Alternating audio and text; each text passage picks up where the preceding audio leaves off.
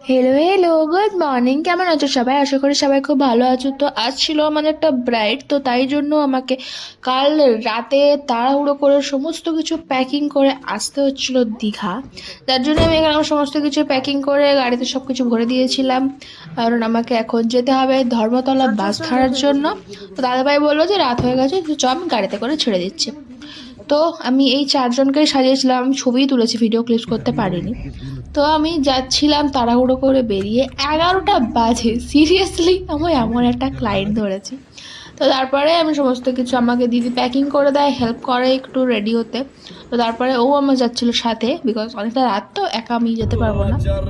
তো তারপরেই গাড়িতে করে যাচ্ছিলাম ধর্মতলা, বাট আমার না গাড়িতে বসে লিটারেলি বোর লাগছিল। আমি ভাবছিলাম যে কেন নিলাম ক্লায়েন্টটা, এতটা রাস্তা পুরো রাত যেতে হবে। তো তারপরে আমি পৌঁছে যাই ধর্মতলা, ওখানে গিয়ে বাসের টিকিটপত্র সমস্ত কিছু কাটি।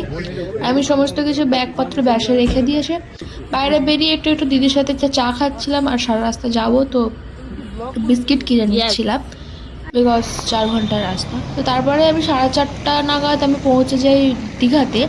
বাট আমি দাঁড়িয়েছিলাম, রাস্তাটা ওটা ফাঁকা ছিল, তো ভয় লাগছিল।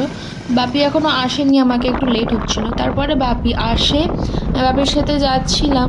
দেখো 5টা বাজে, তাও অন্ধকার কীরকম। ওপাশে না প্রচণ্ড ঠান্ডা, কলকাতা এত ঠান্ডা নেই। তো আমি সকালবেলায় রেডি হয়ে চলে গেলাম ব্রাইডের বাড়ি। আমার সমস্ত কিছু রেডি, আর ব্রাইড আসতে খুব লেট করছিল, তো আমি বসেই ছিলাম।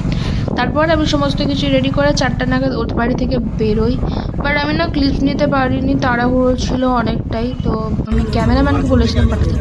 তো আজকের ব্লগটা এটুকুই থাক, দেখা হচ্ছে পরে। টাটা।